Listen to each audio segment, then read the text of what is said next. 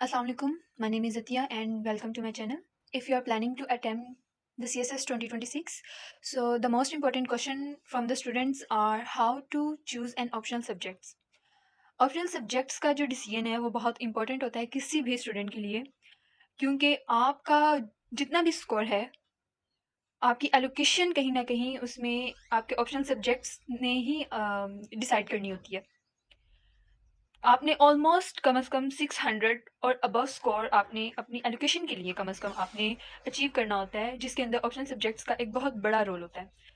अगर आप अपने जो मेन सब्जेक्ट्स हैं उनमें 400 तक मार्क्स ले रहे हैं, 40 मार्क्स ले रहे हैं, 40 तक, सो ऑप्शनल सब्जेक्ट्स एक ऐसे सब्जेक्ट्स हैं जिसके अंदर आप 60 क्रॉस कर सकते हैं अगर आपने उनकी बहुत अच्छे तरीके से प्रिपरेशन की हो, उनके ऊपर आपने अपना टाइम इन्वेस्ट किया हो। So in this video, I'm going to break down full syllabus for you, that how you should select an option subjects, जिसकी वजह से आप एक अच्छा स्कोरिंग जो है अपने सब्जेक्ट्स में बना सकें। उसके अंदर हमारे पास जो मोस्ट इंपॉर्टेंट थिंग आ जाती है वो सबसे पहले हमारे पास स्कोरिंग ट्रेंड आ जाता है सब्जेक्ट्स का। स्कोरिंग ट्रेंड के बाद हमारे पास उसका सिलेबस आ जाता है। सिलेबस उसका आया कि क्लोज एंडेड सिलेबस है या ओपन एंडेड सिलेबस है। Close ended and open ended syllabus के बाद जब हम देखते हैं तो हमारे पास कौन कौन से मटेरियल्स, हमारे पास मार्केट में बुक्स कौन सी किसी भी सब्जेक्ट की अवेलेबल हैं, और उसके बाद सबसे इम्पोर्टेंट जो होती है चीज़, एप्टीट्यूड, कि आपका इंटरेस्ट किस चीज़ की तरफ है। But in my point of view अगर आप देखें तो आपकी जो सबसे ज़्यादा इंपॉर्टेंट चीज़ है वो आपका स्कोरिंग ट्रेंड है, कि आपका रिसेंट ईयर्स में, आपका 4 to 5 ईयर्स में क्या आपका स्कोरिंग ट्रेंड रहा है। तो इसी के अंदर सबसे पहले हम बात करें तो ऑप्शनल जो सब्जेक्ट्स हैं वो 600 मार्क्स आपके कैरी करते हैं। टोटल 1200 मार्क्स होते हैं और 50% जो है आपका वो ऑप्शनल में से है। तो अब ऐसा भी नहीं है कि तमाम जो सब्जेक्ट्स हैं उनको इक्वली क्रिएट किया गया हो, उनका स्कोरिंग ट्रेंड भी एक जैसा हो। तो ऐसा भी नहीं है। सो हर सब्जेक्ट के लिए आपको डिफरेंट स्ट्रेटजीज़ को यूज़ करते हुए आपने उसको सिलेक्ट करना है। तो इसमें सबसे पहले मैं आपको सजेस्ट करूँगी कि आप अपने सामने ऑप्शनल सब्जेक्ट्स का चार्ट खोल लें। गूगल में किसी भी आप वेबसाइट पर जाके CSS के ऑप्शनल सब्जेक्ट्स का आप चार्ट खोल लें ताकि आपको अंडरस्टैंडिंग ईजी हो। और सबसे पहले मैं आपको अगर स्कोरिंग ट्रेंड एनालाइज करके बताऊं कुछ सब्जेक्ट्स का, तो उसके अंदर हमारे पास जो पास्ट फ्यू इयर्स में, जैसे कि क्रिमिनोलॉजी का जो भी स्कोरिंग ट्रेंड रहा, उसके अंदर हमने देखा कि 2020 से 2022 तक जो एवरेज मार्क्स थे वो स्टूडेंट्स 70 प्लस भी ले गए, ठीक है। बट जो 2023 और 2024 का ट्रेंड था उसके अंदर स्लाइटली चेंज आया और वो ड्रॉप डाउन हुआ, जिसकी वजह से उसके अंदर बच्चों के मार्क्स अच्छे नहीं आए। बच्चों ने तो 2020 और 2022 तक का जो ट्रेंड था उसको फॉलो करते हुए क्रिमिनोलॉजी ले तो लिया, बट जितना भी फिर आगे 2 साल का ट्रेंड चला उसके अंदर कुछ अच्छे मार्क्स नहीं आए, इवन 2024 में भी। सो इसी को आप देख लें तो स्कोरिंग ट्रेंड बहुत मैटर करता है। उसके बाद हमारे पास इंटरनेशनल रिलेशनशिप्स को हम देखें तो इंटरनेशनल रिलेशनशिप्स स्कोर बच्चे कर जाते हैं, बट 2018 और 19 में जो भी हमारा स्कोरिंग ट्रेंड था वो हाई था, और 2021 और 2022 में फिर उसका एक लो पिच आया, और 2023 में उसने फिर एक बोनस बैक लिया और हाई ट्रेंड कर गया। सिमिलरली पॉलिटिकल साइंस एक बिट रिस्की सब्जेक्ट है, बच्चे उठाते हैं, बट उनके लिए जिनको पॉलिटिकल साइंस में इंटरेस्ट हो बहुत ज़्यादा, ये उनके लिए रिकमेंडेड है। इंटरनेशनल रिलेशनशिप्स और पॉलिटिकल साइंस में लोग वेरिएशन कर जाते हैं, बट जो इसका स्कोर्स है वो फ्लक्चुएट करता रहता है, ठीक है। Only attempts if you are passionate about the subject. Gender studies की बात की जाए तो जेंडर स्टडीज़ का जो स्कोरिंग ट्रेंड है वो मॉडरेट हाई रहा है। इस दफ़ा भी जेंडर स्टडीज़ में बहुत अच्छे स्कोर आए हैं बच्चों के। उसके अलावा इसका जो सिलेबस है वो एक गुड स्कोरिंग पोटेंशियल रखता है।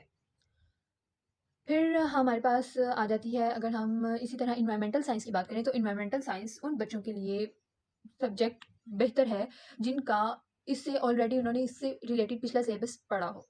Otherwise it's a bit risky subject, क्योंकि इसके भी स्कोरिंग ट्रेंड कुछ अच्छे नहीं होते, क्योंकि इसका एक ओपन एंडेड सिलेबस होता है जिसके अंदर फिर आपको जब आपके क्वेश्चंस आते हैं तब बिट कंफ्यूजिंग होता है आपके लिए कि भाई कितना लिखें, कहाँ से लिखें। आप वहाँ पे जाके आपके लिए मटेरियल आपका वाइंड अप करना आपके माइंड में थोड़ा मुश्किल होता है। सोशियोलॉजी की बात करें तो मिक्स ट्रेंड रहा है। ईज़ी कॉन्सेप्ट होते हैं, ईज़ी सिलेबस होता है, बट मिक्स ट्रेंड रहता है। कभी एक साल में ऊपर चला जाता है, कभी एक साल में नीचे आ जाता है। सो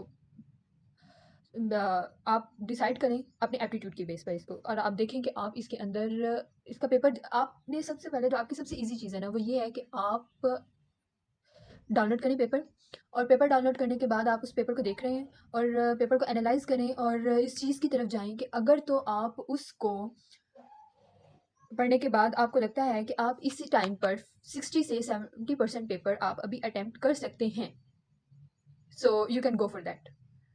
अगर तो आपको लग रहा है कि भाई ये मेरे लिए है, मैं इसको अटेम्प्ट कर सकता हूँ, so you should choose that subject. और अगर आपको लगता है कि भाई ये तो एक दो सवाल भी मेरे सर के ऊपर से जा रहे हैं, सो यू शुडन। और इसी तरह जब हम रीजनल लैंग्वेजेस की बात करते हैं, जैसे कि पंजाबी और सिंधी, तो ये हमेशा ही हाई स्कोरिंग सब्जेक्ट्स हैं। लोग ये सोचते हुए कि पंजाबी हमें नहीं आती, हम कैसे बोलेंगे, तो वो इसको हम कैसे लिखेंगे, वो इसको चूज़ नहीं करते। वो इसको चूज़ नहीं करते तो उसके बाद वो कोई और सब्जेक्ट चूज़ कर लेते हैं, जिसकी वजह से अगर उसके अंदर लो स्कोरिंग ट्रेंड रहा और फिर पंजाबी वाले उनसे हाई स्कोर लेकर उनसे ज़्यादा मार्क्स गेन कर लें, तो फिर ऑब्वियसली उनकी एलोकेशन पॉसिबल है। और इसी तरह सिमिलरली सिंधी के साथ है। लेकिन जो पंजाबी है वो हाई डिमांडिंग स्कोरिंग सब्जेक्ट है फॉर स्टूडेंट्स। तो अगर तो आपको लिखना आता है ना, आपकी राइटिंग उर्दू में अच्छी है, मतलब अबिट के भाई एग्जामिनर उसको पढ़ सके, उसको समझ सके, और आप जानते हैं पंजाबी, तो आपको पंजाबी की तरफ ज़रूर जाना चाहिए। आप ज़रूर जाएं, उसको अटेम्प्ट करें, क्योंकि ये कहीं ना कहीं आपको फॉल होने से बचा सकता है। आप जितने भी लास्ट ईयर की डीएमसीज हैं 4 to 5 ईयर्स की, उनको अपने सामने रखें। उनके अंदर देखें कि बच्चों ने जो भी हाई स्कोरिंग ट्रेंड जिन सब्जेक्ट्स के रहे हैं, वो बच्चों ने किन में किए हैं। उसके बाद हमारे पास सिलेबस की क्लैरिटी की बात आ जाती है। तो सिलेबस की अगर हम क्लैरिटी की बात करें तो ऐसा सिलेबस सब्जेक्ट ऐसा सेलेक्ट करें जिसका जो सिलेबस है वो आपके लिए क्लियर और वेल डिफाइंड सिलेबस हो। हमारे पास मार्केट में जो भी बुक्स अवेलेबल हैं, ऑलमोस्ट ज़्यादातर वो नॉन अपडेटेड बुक्स हैं, जिसकी तरफ बच्चे बस हमें स्टार्टिंग में पता नहीं होता है और हम उसकी तरफ चल जाते हैं, और वो बुक्स हम ला के रख तो लेते हैं, लेकिन वो एट द एंड हमारे किसी काम नहीं आती है। अब जो करंट अफेयर है, जो या फिर इंटरनेशनल रिलेशनशिप्स हैं हमारे पास, अगर पॉलिटिकल साइंस की भी बात की जाए, तो किसी हद तक बुक्स से हो सकता है तैयार, बट आप उसको ज़्यादातर आप आज का अपडेटेड जो आपके पास ऑनलाइन आपका प्लेटफॉर्म है, आप वहीं से उसको तैयार करने की कोशिश करें तो ज़्यादा बेहतर होगा। हमारे पास मैं अगर आपको देख कर बताऊँ, तो जो हिस्ट्री है उसका ओपन एंडेड सिलेबस है। 20th century revolution without clear guidance, बच्चों को इसके ऊपर क्लियर गाइडेंस नहीं होती है कि वट एग्जैक्टली उन्होंने इसके ऊपर स्टडी क्या करना है। ठीक है। और उसके बाद अवेलेबिलिटी ऑफ मटेरियल की हमारे पास बात आ जाती है। तो आफ्टर 2016 हमारे पास जो सिलेबस है वो रिवाइज़ नहीं हुआ है। सिलेबस के रिवाइज़ नहीं होने की वजह से, और बहुत सारी बुक्स जो नॉन अपडेटेड बुक्स हैं, और ज़्यादातर जो पब्लिशर्स हैं वो विकीपीडिया से कंटेंट उठाते हैं, उसको बुक में कॉपी कर लेते हैं और बच्चे उसी को लाकर पढ़ना शुरू कर देते हैं। सो उससे बेहतर नहीं है कि गूगल पर विकीपीडिया से पढ़ लिया जाए। उसके बाद हमारे पास जो न्यू सब्जेक्ट्स हैं, जैसे कि जेंडर स्टडीज़, इन्वायरमेंटल साइंस और क्रिमिनोलॉजी, इनकी बुक्स ख़ास बुक्स अवेलेबल नहीं हैं। सो इनका सिलेबस देखें और इनको ऑनलाइन ही डिफरेंट प्लेटफॉर्म्स से इनके नोट्स बनाएं और इनको वहीं से पढ़ने की कोशिश करें। उसके बाद हमारे पास जो ऑल्डर सब्जेक्ट्स हैं, like political science, sociology, refined materials available हैं, क्योंकि सीएसएस में डिकेड से इसका जो सिलेबस है वो चलता आ रहा है। उसके बाद हमारे पास आ जाता है योर एप्टीट्यूड एंड इंटरेस्ट। आप जितना ज़्यादा किसी भी सब्जेक्ट को इंटरेस्ट लेकर पढ़ेंगे, उतने ही अच्छे तरीके से उसके अंदर आप लिख कर आएंगे, और आपको अंडरस्टैंडिंग होगी उसकी अच्छे से, और फिर ऑब्वियसली उसके अंदर स्कोर आप अच्छा कर जाएंगे इंशाल्लाह ताला। तो आप अपनी स्ट्रेंथ और वीकनेसेस के ऊपर ज़रूर काम करें। अगर फॉर इंस्टेंस अगर आप मेमोराइजेशन में वीक हैं और आप एनालिसिस में स्ट्रॉन्ग हैं, सो उन सब्जेक्ट्स को अवॉइड करें जिनके ऊपर आप का आपने आप कॉन्सेप्ट्स रख सकते हैं। सो आप उन सब्जेक्ट्स को ही चूज़ करें जो कॉन्सेप्चुअल हैं। अगर तो कोई ऐसे सब्जेक्ट्स हैं कि जिनको रटा मारना पड़े और फिर आपकी वो मेमोरी में ना रहें, सो आप उनको अवॉइड करें। उसके बाद पॉलिटिकल साइंस जैसा जो सब्जेक्ट है, अगर आप उसकी थ्योरी को डिफ्रेंशिएट कर सकते हैं, तो फिर आप उसको ज़रूर सेलेक्ट करें। अगर ऐसा नहीं है तो फिर आप दूसरे सब्जेक्ट की तरफ मूव ऑन करें। फिर हमारे पास स्किल्स की बात आ जाती है कि हम कितना लिख सकते हैं, हमारे पास जो भी नॉलेज है हम उसको कितना अप्लाई कर सकते हैं, कहाँ पर अप्लाई कर सकते हैं। जैसे कि अगर आप जेंडर स्टडीज़ की बात करें, जेंडर स्टडीज़ में अगर आपको बिलफर्ज वुमेंस के ऊपर टॉपिक आ जाता है, तो जेंडर स्टडीज़ में जो टॉपिक लिखा जाएगा, जो आंसर दिया जाएगा वो डिफरेंट होगा उससे जो कि आप ऐसे में देंगे। ऐसे में अगर आपको वुमेन के ऊपर लिखने के लिए बोला जाता है, वुमेंस के ऊपर, तो आपका जो भी आपका कंटेंट है वो डिफरेंट होगा। सिमिलरली आपने अगर करंट अफेयर्स में उसके बारे में बात करनी है तो वो डिफरेंट होगा, और अगर इस्लामियत के पेपर में वुमेन्स से रिलेटेड क्वेश्चन है तो उसके अंदर जो आपने लिखना है वो इस्लामियत के रिलेटेड ही लिखना है, तो वो डिफरेंट होगा। सो एक question, different subjects and different answers. आप कभी भी ऐसे में जेंडर स्टडीज़ के हवाले से या करंट अफेयर्स और इस्लामियत का आंसर नहीं लिख कर आ सकते। सो जो डिमांड पेपर में है आप उसी के मुताबिक उसको लिख कर आएँ। सो इस तरह की मिस्टेक्स को आप अवॉइड करें, और ख़ासकर ये मिस्टेक्स कि अपने क्लास फेलोज़ को या अपने जानने वालों को जो उन्होंने फ़ॉलो करते हुए जो सब्जेक्ट्स रखे थे, आप वही सब्जेक्ट रख लें। सो ये मिस्टेक आप ना करें। आप अपने एप्टीट्यूड, अपने इंटरेस्ट और अपने स्कोरिंग ट्रेंड के मुताबिक आप सब्जेक्ट्स को सिलेक्ट करें। और ख़ासकर एक बात है कि बच्चे वो सब्जेक्ट सेलेक्ट करने की कोशिश करते हैं जो कि उन्होंने ऑलरेडी पढ़े हों। जैसे कि अगर किसी ने केमिस्ट्री फ़िज़िक्स पढ़ा हुआ है तो फ़िज़िक्स का स्कोरिंग ट्रेंड अच्छा नहीं है, और वो फिर भी अपनी इस बात में आकर के मैंने फ़िज़िक्स पढ़ा हुआ है, मैं फ़िज़िक्स को अच्छे से जानता हूँ, वो फ़िज़िक्स रख लेता है और उसके बावजूद वो एक अच्छा स्कोर नहीं बना पाता। सो इसके अंदर इस बात पे नहीं आ सकते हम कि उसको आता नहीं था, उसको आता था, बट जो एक स्कोरिंग ट्रेंड है उसको भी तो फॉलो करना था। उसके अलावा अगर वो फिजिक्स के अलावा केमिस्ट्री रख लेता तो chemistry is a good subject according to scores, so उसके अंदर वो अच्छे मार्क्स ले सकता था। तो इस तरह की चीज़ों को अवॉइड करें।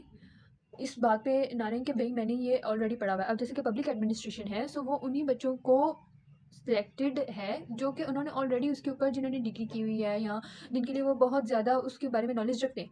अदरवाइज़ वो जिनका उससे ताल्लुक नहीं है उनको लिए ये सब्जेक्ट जो है वो नहीं है कि भई आप उसको सिलेक्ट करें। वही बात कि आप अपने सामने पेपर रखें, अगर आपको 60-70% आपका वो पेपर आता है तो फिर then you should must go for that subject, और अगर आपको उसका 1-2 क्वेश्चन भी समझ में नहीं आ रहा तो आप दूसरे सब्जेक्ट की तरफ मूव करने की कोशिश करें, अपना टाइम ज़ाया किए बगैर। इवन अगर आपका वो डिग्री में शामिल है भी, तो physics, chemistry, mathematics, applied mathematics, public administration ऐसे सब्जेक्ट्स हैं जो कि बिट रिस्की सब्जेक्ट्स हैं, जिनके अंदर एक तो बहुत टेक्निकल हैं और उनके क्लोज एंडेड आपने क्वेश्चंस करने होते हैं। आपने ठीक किया, बिल्कुल आपका 100% आंसर ठीक है आपका न्यूमेरिकल में, तो आपको मार्क्स मिलेंगे, आपका आंसर गलत है तो आपको मार्क्स नहीं मिलेंगे।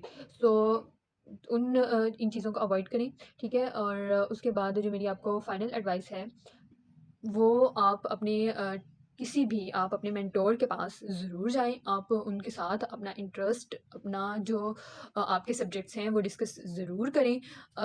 हवा में तीर ना चलाएँ। फिर उसके बाद हमारे पास आ जाता है कि एक टीचर आपको हमेशा डिसीजन लेने में हेल्प कर सकता है, बट एट द एंड जो फाइनल डिसीजन है वो आपका ही है। सो बहुत ज़्यादा वर्क करें अपने डिसीजन के ऊपर, ताकि आप एट द एंड किसी भी जो आप एट द एंड एक मार्क्स से ना रह जाएँ, ठीक है?